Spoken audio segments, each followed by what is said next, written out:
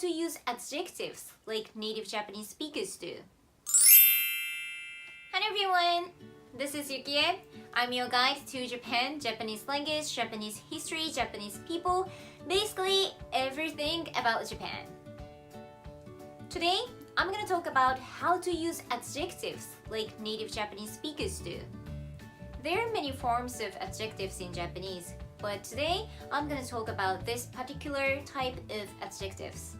Okay, so today I'm gonna talk about adjectives that have three syllables, and end with I. For example, 暗い、暗い、暑い、寒い、安い、広い、狭い、甘い。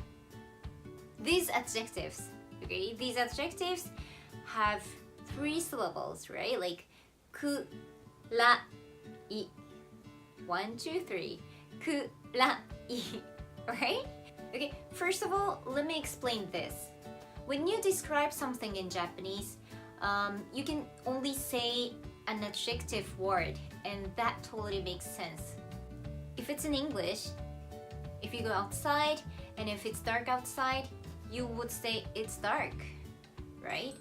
But in Japanese, we just say 暗い, which is like saying dark in English. It's kind of weird in English, right? Like, people understand what you mean, but it's not natural. But in Japanese, you can say 暗い, and that's totally normal. So in Japanese, when we describe something, we sometimes just say a word, just one word, and that's totally natural. Okay? But we Japanese native speakers, we often leave out I. We don't say I, we just drops I. Okay? So instead of saying 暗い, we just say 暗, you know, without I. 暑っ、寒っ、暑っ、狭っ、広っ。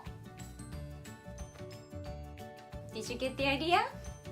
So, when you want to describe something in Japanese, you can just use an adjective word, and you can often omit I. You can just say 寒っ、暑っ、広っ. No, you don't have to say I. But, of course, there are exceptions. I can only think of one exception right now, which is きれい. きれい.